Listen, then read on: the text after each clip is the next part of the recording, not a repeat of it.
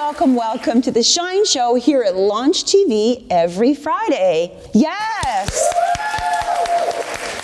I'm your host, Christina Fulton, and I will be interviewing the most incredible people in the world that are changing the world today. From top CEOs, influencers, inventors, world-class masterminds. We have everybody here at Shine.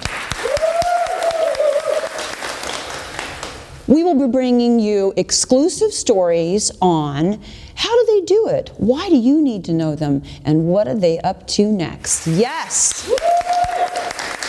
It's real, it's brilliant, all in the world of doing good. As we say at the show, if you're not the sun, maybe you're a star.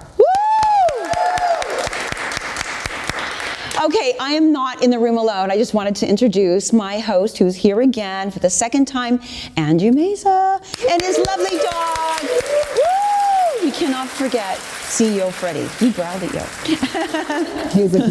He's like, I don't like that mood. Thank you for being here again. Thank you for having me. Thank you for joining us. Thank you. Okay, at the top of the show, I wanted to dedicate this to my mother-in-law, Joy Vogelslang Coppola. She is the mother to Nicolas Cage Coppola and my son, our son, Grandma.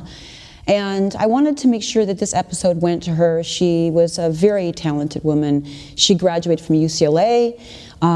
She raised 3 children, from Nicolas Cage Coppola to Christopher Coppola to Mark Coppola, and all these boys became so successful. She did such a great job. And, you know, she had a really hard life. And I just wanted to really dedicate this show to an amazing woman. You're an amazing woman. She's stunning. She's like a movie star. Look at her. Let's look at her for a minute. Oh, Hollywood. Rest in heaven, rest in heaven. Oh, so happy Friday. Happy Friday. You're here, and what does Freddie think of this? I mean, Freddie is now Freddie Butler? Yes. Wait, you said something else though. Freddie Farouk Butler. Farouk Butler. Okay, that's very proper. Is he your butler? No, it's when I got him, that was the name that was put on his birth certificate. And he's named after Freddie Mercury, and Freddie Mercury's real name was Farouk. What? So, Freddie Farouk Butler. Ooh, I like that. Well, I like that he's here, and I love dogs, and we always get behind dog philanthropy, so, oh, that's wonderful. Well, okay, today is unbelievable. And we have in the house a movie star. You guys, he's a movie star and a TV star. From Closer to NBC's Crime Story, Amy Fisher Story, John Gotti and Getting Gotti. Today we have Tony Denison here. Yes, yes. Okay, guess what? What? We have a movie star in the house. I mean, he's a movie star. He is a TV star from the hit series on NBC, Crime Story, The Closer. I mean, this guy is the iconic bad guy, Tony Denison. Tony Denison is announced.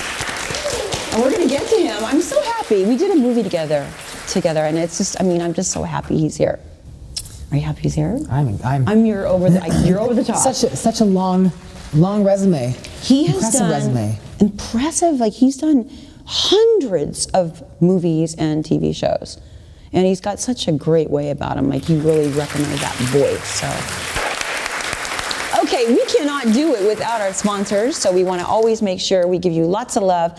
So With a Smile has always been behind us. And they were at our pop-up, and they're really cool. They make these kits that you get sent to your home.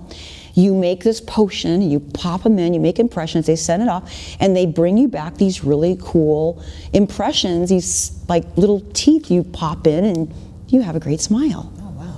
So if you have Extra step, like everyone can have a gorgeous. Yeah. So if you like have dental problems, you can't afford to get like something, I just think you guys got to do that. The next one is Village Pizza. which if you're at my pop-up or if you're in Los Angeles, guys, support small businesses. They went through a lot during the COVID. Village Pizza, Steve, love you. He's over there cooking pizzas, surviving the pandemic. Guys, get behind these small businesses. Keep them in business. I do. Thank you for...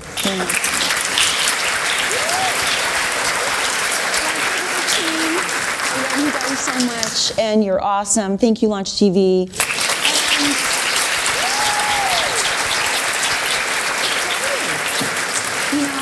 And energy. You know, like you always have to work on your energy, right? Like no matter what you're doing, how busy you are in the car. I always say this, I know I say it every time. If you watch the other episodes, it's really important. Hit a DJ. Just take a second. Woo! Yeah!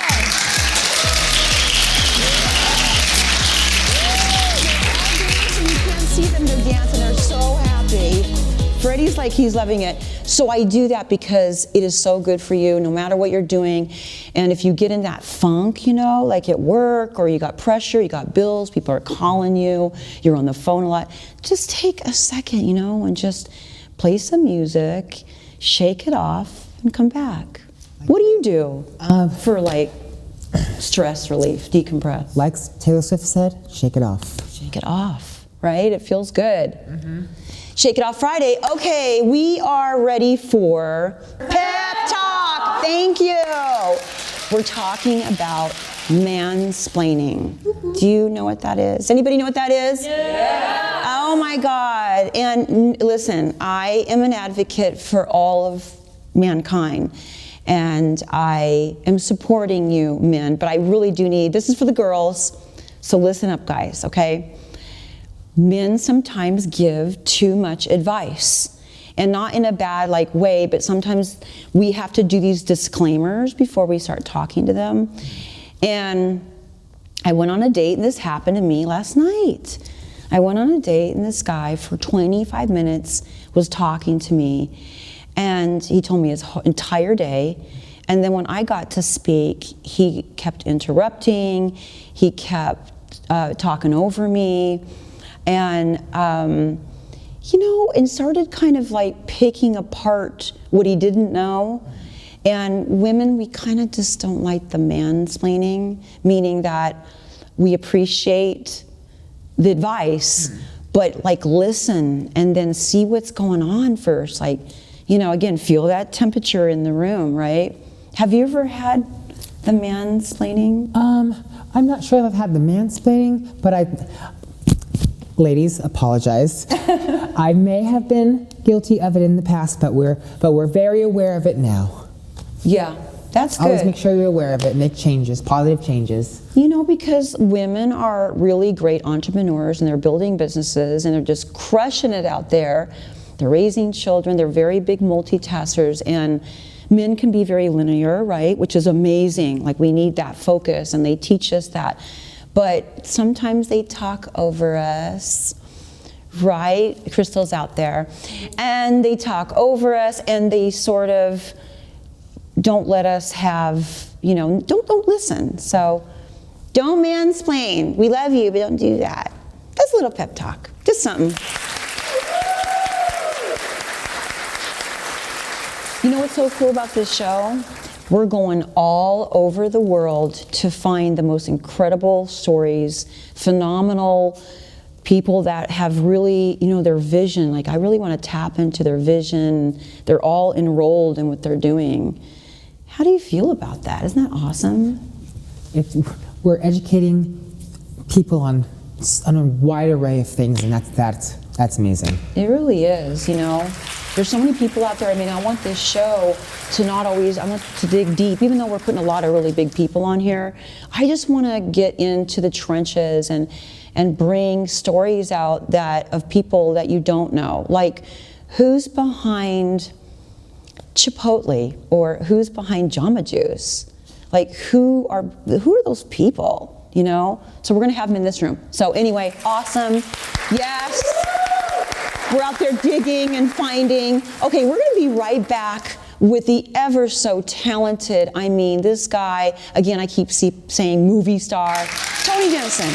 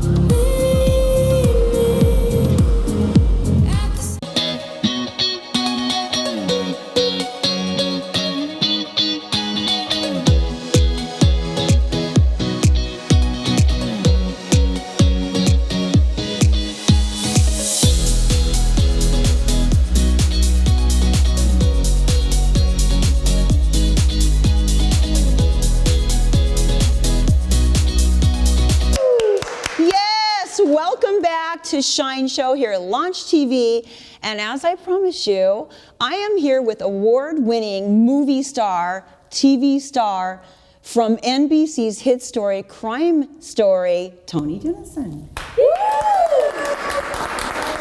Hello, nice to be here. Thank you for being here. Thank you for what having an honor. Thank you. What an honor. I mean, your resume, you've done hundreds and episodes. I mean, within the hundreds, you've done series of, Well, you know, I'm one of these actors. It's really funny. I'm like a producer's lucky penny because every television pilot I've done has gone to series.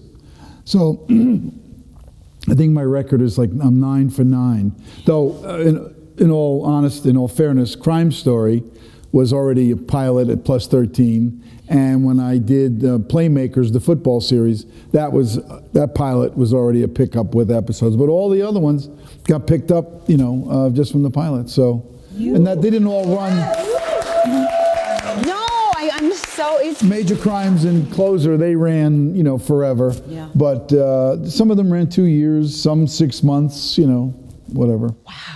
Well, they picked the right guy. I mean, Well, thanks. You were nominated as like the best villain badass on TV. Yeah, that was Time Magazine. Yeah. Wow. Yes. Well, we love that. We love to hate the bad guys, right? Yes. Well, you know, bad guys, they don't have to. They can operate, you know, sort of on the idea that the ends justify the means, and that can always be exciting stuff. So. I love that. I love that. You have such a great background. You come from Harlem, New York. Yeah, my mom, my mom and dad were originally from Sicily, albeit they came when they were very young.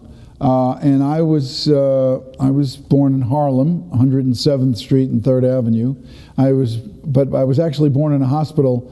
At the time, it was called Gotham City Hospital. Whoa, so my Batman. birth certificate says Gotham City. Does it really? Yeah, Gotham, and but it became Madison Avenue Hospital, and now it's gone. So. What a story. Yeah, you know, the people from you know, the Little Italy up there in Harlem. My mom said, hey, you know, let's wanted to have the kid there, so that's where I was born.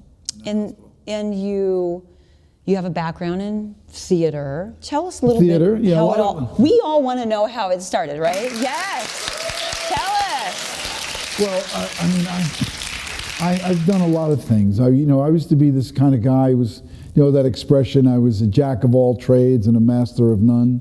And so I think I finally found something that I could be a master of, if I could be so presumptuous as to use that word. But I mean, I just love what I do. I mean, I just love it. But I had so many. I mean, I was a newspaper editor. I was a bookie. I was an insurance salesman. I was a limousine driver. I drove a taxi cab until I got held up and stabbed, and then I decided I didn't want to do that anymore. I got an ice pick in the chest, and I said, "Okay, really? yeah, yeah." It was really. Yeah, it was an April Fool's night for me. It was April 1st, 1970, and but that was lucky to be here. And I've done a lot of different things in my life. But when I got into acting in the most peculiar of ways, if you want to hear the story, I want to hear. We're dying to know. All right, I'll try to keep it because I don't want to make it a big long story. But it's like people taking out pictures of their summer vacation. No, I was selling life insurance at the time, and it was before I was selling life insurance. The newspaper had folded up that I was involved in. It merged with another paper, and I was out of a job. And so my wife at the time, now my ex-wife, but at the time, she said, why don't you take a continuing education class at the college? I went to the State University of New York in New Paltz. So I was like, all right, and I looked at it, and it was like, it was acting or photography were the only two that interested me. And the photography, I said, I don't want to buy a camera. I don't have the money. We were living very frugally at the time. And so I took the acting class. And the teacher, his name was Fred Douglas DeMayo. He was a really nice guy. And he said to me, you really got something, And I was like, all right, fine, whatever you say. And he said, you want to do a play night, a scene night with me for the continuing education program. There's going to be dance, there's going to be a music recital, poetry reading, and then the whole evening is going to be capped off with a scene from a play. And it's going to be, 300 people there. And I said, all right, sure, why not? And now I forgot that, when I agreed to do that, we had like 2 weeks to practice, to rehearse a 10-minute scene or 15-minute scene. And it was from Death of a Salesman. Pardon me. And I played Happy, he was Biff. What's that? Got your water here. Oh, yeah, thank you. And it was my first time ever really performing in front of people. And I have to tell you that I was petrified. I didn't want to do it. I even thought about calling in like a bomb scare. I was an older guy for, getting involved in acting. I think I was 27 or 28. And I said, I even thought about calling in a bomb scare or a fire, something, because I wanted the thing to not happen.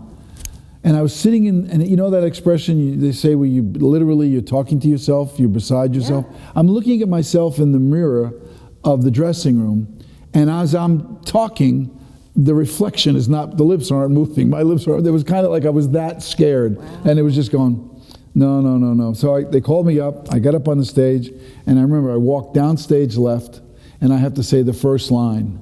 And I have to say, you hear that? He's doing it again, meaning Willie Loman. He's screaming and yelling in the kitchen. And when I say the line, I finally exhaled. And as I exhaled, I could sense the audience breathing with me.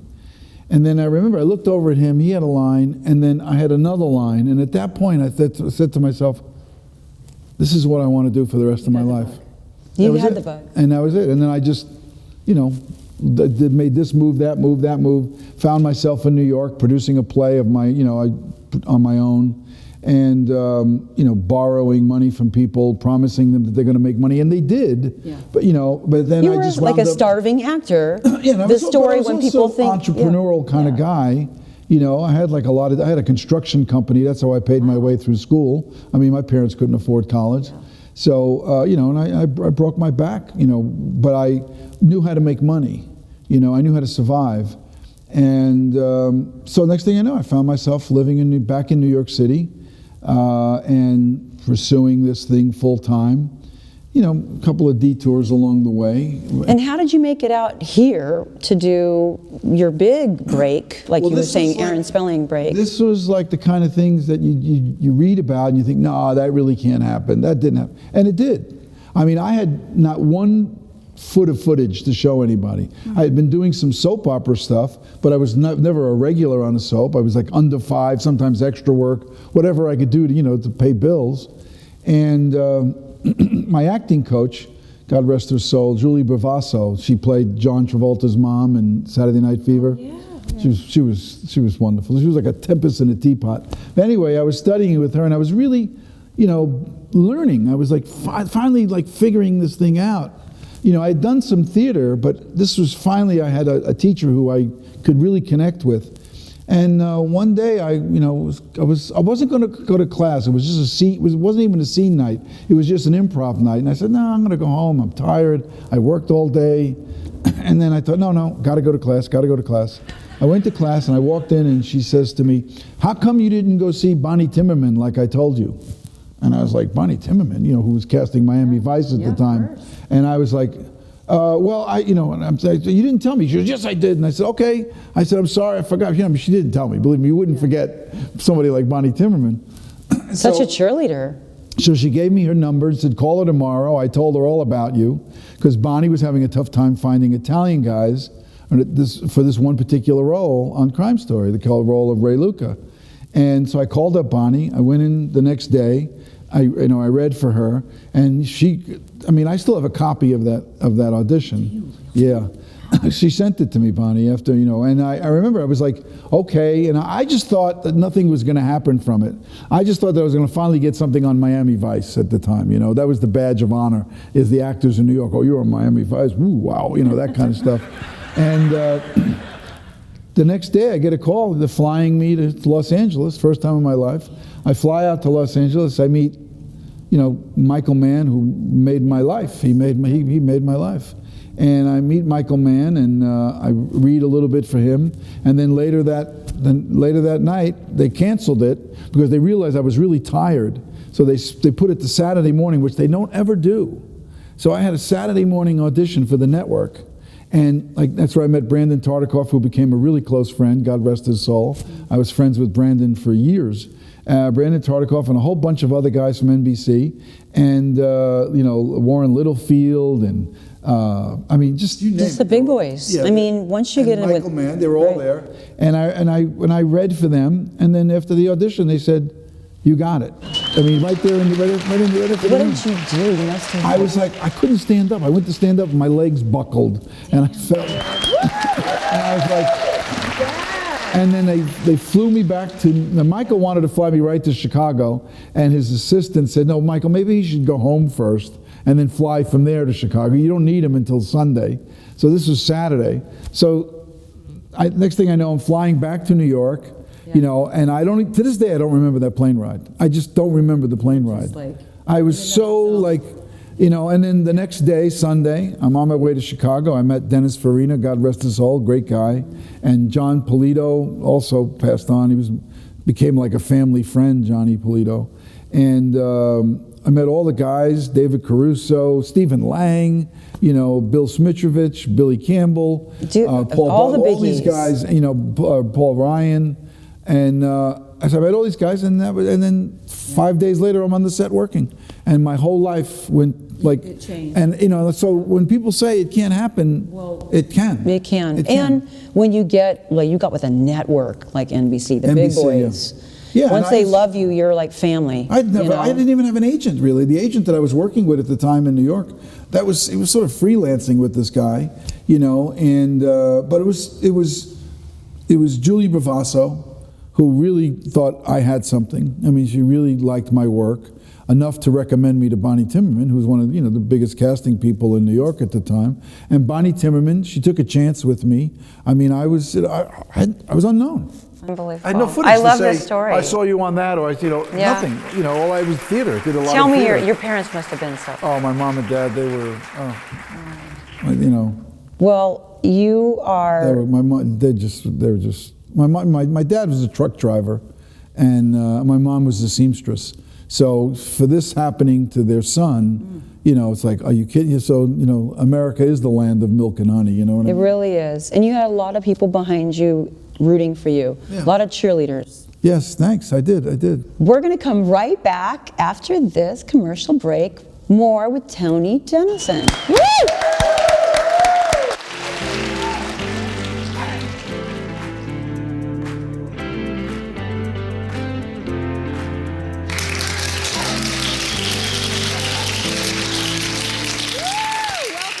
Welcome to the Shine Show every Friday here at Launch TV. And I am here with award-winning, amazing movie star and television star, Tony Denison.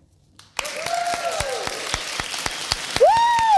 Yes! You've been telling me this great story, which I know the viewers out there who are trying to be actors and influencers and everyone's kind of a star right now with IG and and TikTok, but it's cool, right? But I'm going to ask you this because you are, and I say that, you're a movie star and you're a television star. There's a big difference in the star world. You studied differently. Your body of work is different. You've worked with the best in the world. And, you know, I understand that because of my family, and I don't take that lightly. When I say movie star, you earned that. But what would you give people now, 2021, advice with a whole different backdrop now? Well, I'll just tell them the things that I learned from the very beginning. It's like, you know, you go back to basics and don't forget those things. All the things that you did, which, you know, all the things that you did to try to make it in the business, once you make it in the business, you got to keep doing the same things. You can't like suddenly, oh, I got to do something different now. You know, and I sort of made that mistake a little bit. So I lost some footing for a while in my life, in my early career, because I forgot that you got to do the same things you did to get there. How'd you get off on footing? Well, I Like mean, what? I started That's thinking good. that more people, representatives and more people around me were going to do things for me that I didn't have to do. And yes, they do the things for you, but you have to be, you know, I'll tell you an example. When I was trying to make it in, you know, New York, I decided, you know, somebody had said, you know, if you mail out all of your headshots, or Z cards, I think sometimes they're called, if you mail them out to all the agencies and casting directors in New York, you know, if you're fortunate, you'll get maybe 2 or 3 calls to go in and interview. Yeah.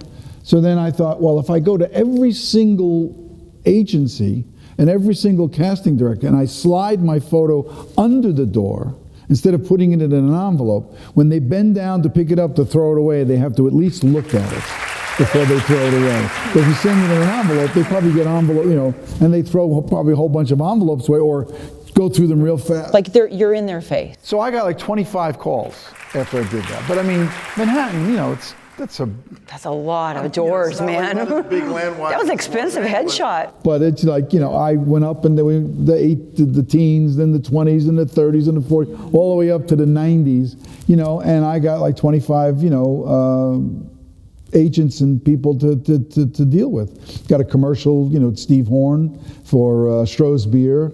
You know, that paid a few bills. Out of the door? Yeah. And that was great. I remember we were shooting it up in Columbia University, and Robin Williams was shooting Moscow on the Hudson. So he knew Steve Horn. So while there was a little break in the filming, he comes into the bar, because there was a break in his filming too. He comes in and he could, you know, oh my God, it's Robin Williams. It's Robin Williams.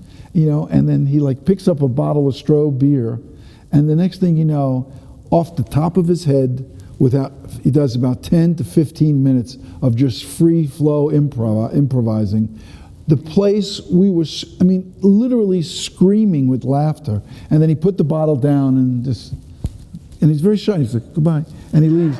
I mean, a couple of guys looked like they were. I mean, I thought I was going to pass out from laughing so much.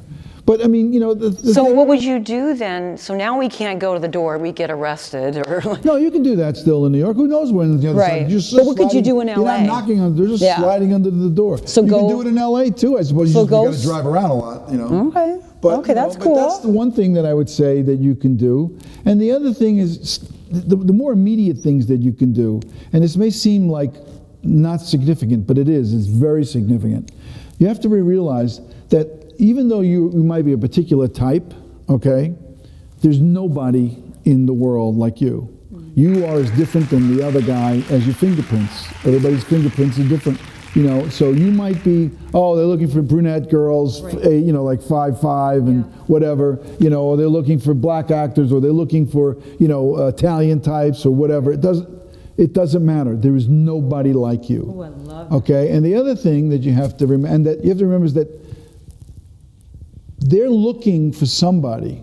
They're just looking for somebody that would be right for their role. They want you to be the person, you know, for that role. And, you know, and there's always going to be somebody out there who's going to like you. Mm-hmm. It's an historical inevitability. Somebody is going to, it's a line from Virginia Woolf, Who's Afraid of, it's one of my favorite lines in the movie.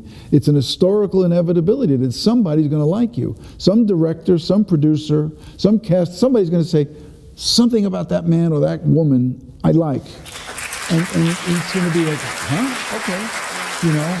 And the other thing is stay away from the naysayers. If you have friends who always say, the business, you're not going to. Yeah. So just, okay, thanks, and just stay away from them. Stay away from the naysayers.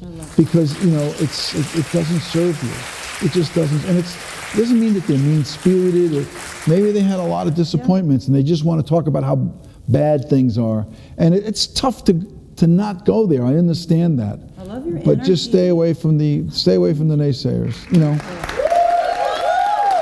And one last thing, you know, in terms you talked about TikTok and all the other different things that are going on.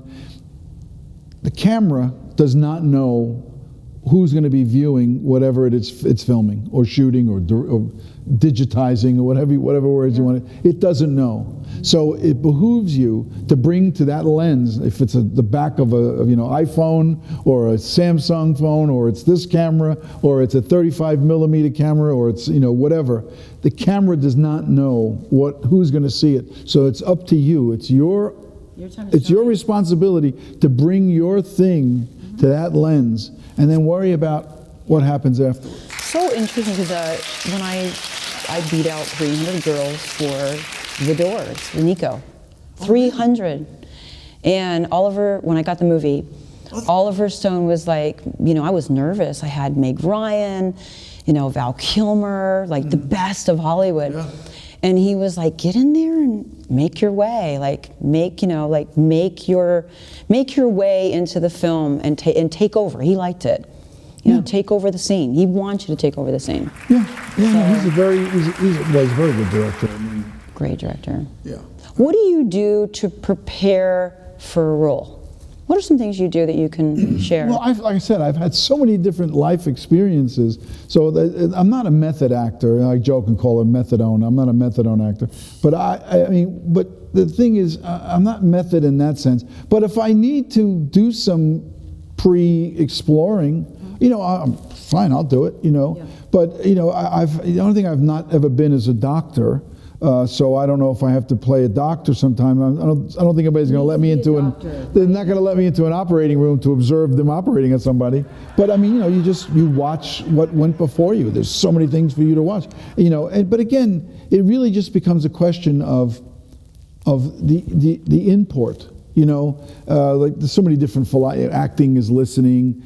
Acting is it's like a music. The music happens between the notes. Well, it's the same thing to some degree in acting. It happens between the lines. It happens between the sounds. It's when you look at somebody, sometimes you look at, as an example, Morgan Freeman gives Kathy Baker so much credit for helping his career. I mean, as brilliant an actor as he is, when he has to do the scene in Streetwise, Streetwise, where he's like telling her what eye I'm going to take from you, and he does the thing with and you look at her, the way she's just looking at him, and it's like you look at this and you think this, there's just a couple of takes back to Morgan Freeman, and he just does nothing except just still. He's like Brando. He just does stillness, and everybody comes away from this movie and they go, wow, who is this actor? This guy's unbelievable. He was a black guy playing a pimp in Harlem. I mean, come on. Right.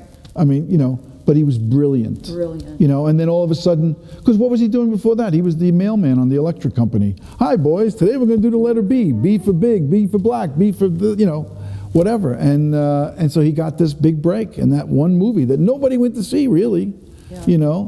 But it was about what was going on between the dialogue. It was the intense stare. You're a generous actor. And I say that because I got to do a movie with Tony, that's how I know you, called Brilliant Disguise, with Nick Vallelonga, who wrote Green Book, if you haven't seen. That was such a great movie. Yes, great movie. But we did this movie together. I'll never forget it. Yeah, it was fun. Well, it was hilarious. I was on top of him, and he was like, "Who's this lady eating chocolates?" And then you were like, "Hey, you're a pretty good actress." Yes, you were. You were. Yes. Well, you are. You are. It's like I'm raised Sicilian, and it's the Italian household. And when somebody comes to your house, it's always like you give them the best chair, your best food, your best wine, your best whatever. Yeah. You make them feel like when they come to your house that they're just as much a part of the family as you are. And so that's what I started doing on the sets that I was involved in, especially if I was like number 1 or 2 on the call sheet. I would make the person who came to the set feel so at home. In fact, when I was doing Crime Story, like I said, I was this, I killed 54 people the first year in the series, my character. But the thing was that every time guys would come onto the set, I didn't want them to think that I was like, this like hard-ass guy. But I just said, what do you want to do? I mean, do you want to get tough with my character? You want to do this? And they'd say, you don't mind? I said, no, you're going to be, I'm going to kill you at the end of the episode. So why don't you have like a really good scene, a couple of good scenes, and so that, you can take on your reel. And that's just the way I acted. Well, I appreciate that. We really appreciate all the work you've done. And I want to really tell you, thank you for all this work. Oh, well, I mean, the amount of work, and people, if you haven't seen, especially the younger, but they're starting to get into it. Watch these episodes. Yeah, I love. I mean, Crime Story, like I said, was my big break. But then the most recent show that I've done, Major Crimes and The Closer, where I got to play a cop, a detective.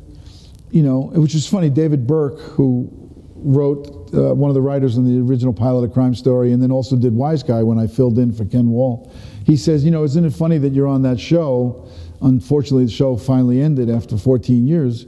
But he said, on Crime Story, you were being chased by the group from Major Crimes. He goes, and now you're doing a TV series called Major Crimes.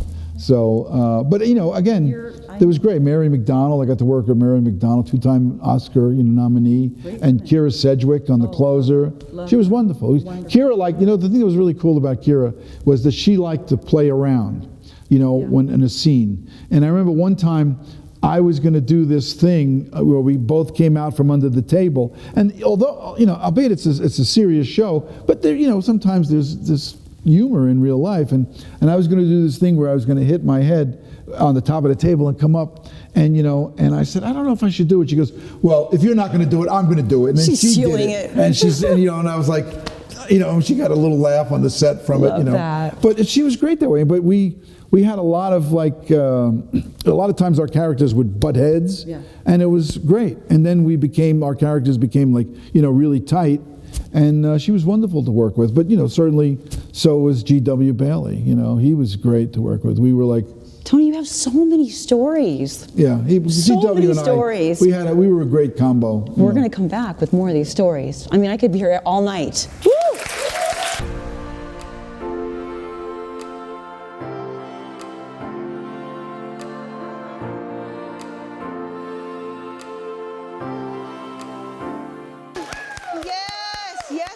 Welcome back to The Shine Show. I'm your host, Christina Fulton, and I am here with Tony Denison, superstar. Thank you for being here. My pleasure. Thank you for having me. This is, you just in this short time really helped a lot of people, that don't know what it takes to be a major star like yourself. Well, I try to be literally of service to the business that I'm in, and of service. I'm also I'm a sober person, sober 28 years. Oh, wonderful. Woo! Yes. So very good. So as a sober person, I try to be of service to people who are having a tough time with substance abuse and and alcohol and stuff like that. And so, and I tried to bring some of that into what I do on the set. I always tell people, listen, you can I don't care who knows. I don't mind who knows that I'm a sober guy. Because if you have a relative and they may want to talk to me about something, I'm more than happy to do it. Isn't Plus, that part of it too? Yeah. You're supposed to kind of be. Well, you try to keep it low key, but I do, and I also did a lot of work with the police and said, anytime you want me to talk at some things and talk to some police officers, because there's a lot of alcoholism in the police force and the fire department.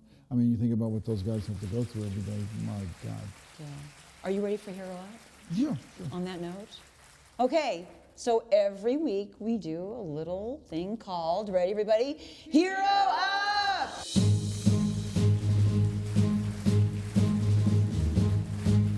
Okay, and this thing comes in like this.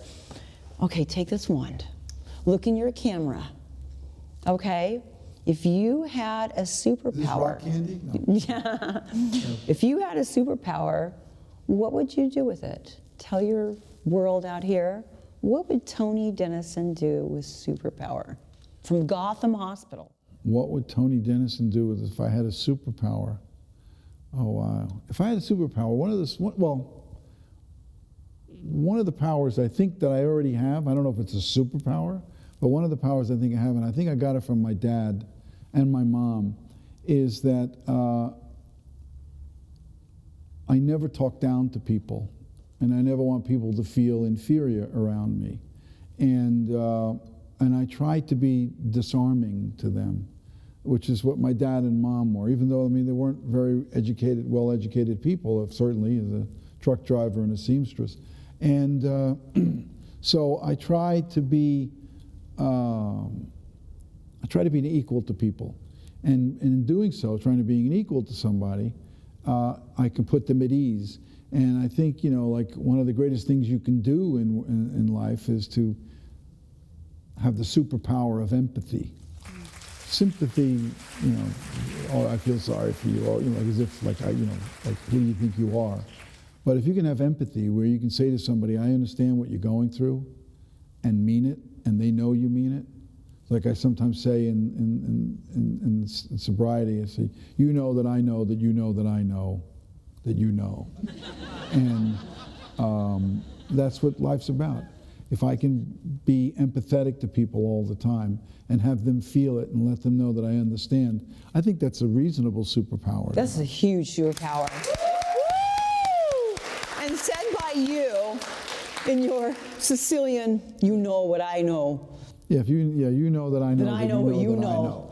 And that's what I try to do. Don't you love that wand? It's like it's pretty cool. Feels good, right? It's pretty cool. It looks good. It looks old. It is old. Vintage. It is old. Oh. Yeah. Isn't that cool? Yeah. If you don't get that pressure, Is the that energy. a crystal? Or Yeah, that's quartz. That's So, great. put your hand on that. It takes care of all that energy. Tony, you also No, I'm only kidding. you also you give back. Yeah, I And try. tell us, I mean, because on the philanthropy in side. sobriety, I give back Yes. that way. And the other thing that I do is that I give time and money to, like the Sunshine kids with cancer. But right now it's really tough. They can't do what they do because of the COVID thing. So I did, G.W. Bailey was the executive director of the Sunshine Kids. So I did a lot of work for them. And then I do other things for animals. I taught myself carpentry, during a period of time when my career I didn't know what was going to happen in my career. It just seemed like it was dying. And so I taught myself carpentry just to keep myself busy. So because I didn't have to call up my agent to find out, is there anything I can do, any jobs? So I just create my own work, like carpentry. What'd you build? Well, I wound up building, interestingly enough,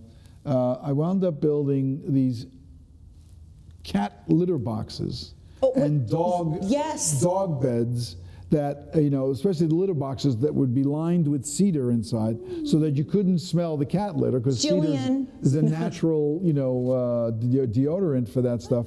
And I would build these and I would donate them to charities and they would sell them for, $800, $1,000, $500. Beautiful. That's really needed in the world. So I would do that, and it was nice. It was nice. It's nice. My girlfriend has a cat, and the box is unattractive. It's that typical gray plastic. Yeah. So what I would do if somebody said, they would see some of the boxes that I've done. They say, oh, could you make me that box? Usually, the easiest one now for me to do is it looks like a small chest of drawers. Cool. And on the side there's entrances in, and then the 3 bottom drawers are all one, and they open up, and the 2 top drawers where you can keep the scoopers and stuff like that. And then, I would make it, and then you would donate the money to an animal charity. Well, we're going to have to do that. We're going to have to commission that. I love this. Give me the $100 whatever it costs to make it. Whatever it costs for the supplies. Especially with everyone hunkered down and COVID, all the cats became, Yeah, that's how I try to give back. And you're working on new projects. Tell me about you've got a feature film, I have Deep a feature Woods. film called Deep Woods, comes out, I think, this fall. Nice. Tell me, what's that all about? Well, I play a nasty sheriff who's growing, Ooh, I like acres of pot in this sort of Midwestern town, like sort of Wisconsin kind of place, and I'm really a bad guy, a really bad guy. Such a stretch. Which is fun, yeah, which is fun, And then I'm trying to get off the ground right now. And I have a dear friend who I know I met in sobriety, and he is my hairstylist. His name is Vincent Ciacci. And we have a screenplay for a TV series and some podcasts, and it's called Mob Shot. Because when he was young, all he wanted to be was a wise guy. That's all he wanted to be, was a wise guy. And he wound up serving hard time, but he didn't ever make it in the wise guy. And then eventually he got sober. So, like jokingly say, he went from mob shot to God shot, and his life turned around. So is it like a series? We have a series, and we're looking to get this off the ground. I can't wait to see you. We have some people interested, see what happens, and and it's funny because like he wanted to be a wise guy, and I remember when I was about like 12 years old, because that's about when the story starts for him. But when I was about 12 years old, I remember my uncle.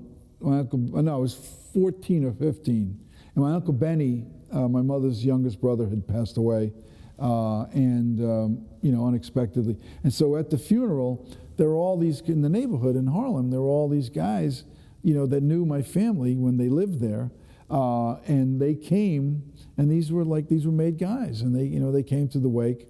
And I was looking at a couple of these guys, and I remember this one guy, he had like a diamond pinky ring on, and he was dressed impeccably, Pierre Cardin suit and all that stuff.